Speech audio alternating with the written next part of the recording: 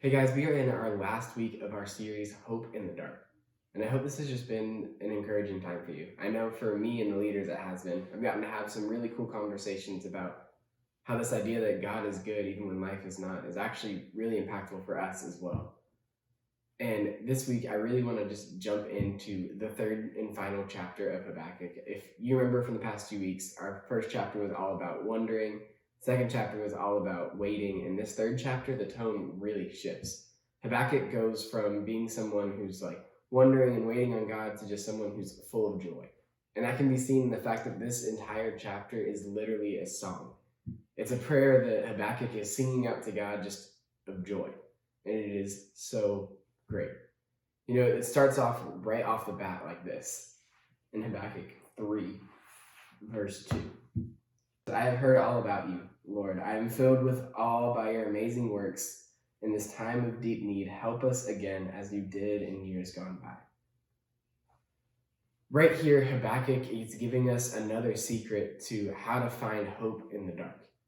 Habakkuk says, remember what God has done, and then realize that he can do it again. So let me ask you this question. It's kind of just based off of that. Think about a time when you saw God do something great in your life. And now think about how that time in your life could really impact you today or another time when you're having a hard time.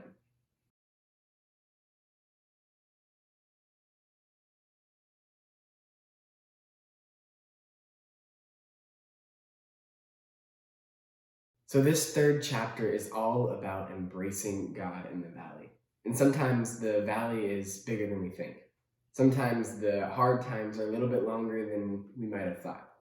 But either way, this chapter is all about shifting our focus from all of the negatives to the one positive, and that's God.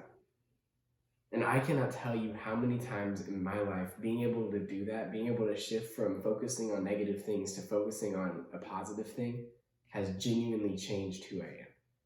And I think Habakkuk really sums it up the best when he just kind of writes a heartfelt thing to God. And it's found in verse 17. Even though the fig trees have no blossoms and there are no grapes on the vines, even though the olive crop fails and the fields lie empty and barren, even though the flocks die in the fields and the cattle barns are empty, yet I will rejoice in the Lord. I will be joyful in the God of my salvation. The sovereign Lord is my strength. He makes me as sure-footed as a deer, able to tread upon the heights. Basically, we can embrace God in the valley by recognizing that he is good no matter the circumstances.